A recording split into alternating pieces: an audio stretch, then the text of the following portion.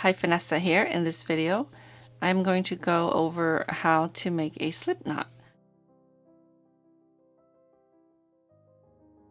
So with all of your projects, you normally start with a slip knot to get the loop onto your crochet hook or needle or whatever it is that you're working on.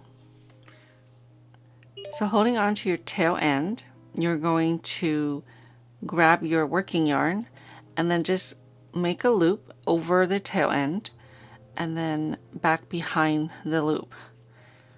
Okay, and then it looks like a little pretzel.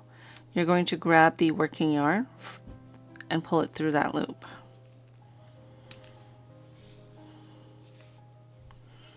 And then you place it on your hook and start your work. Okay, thank you so much for watching.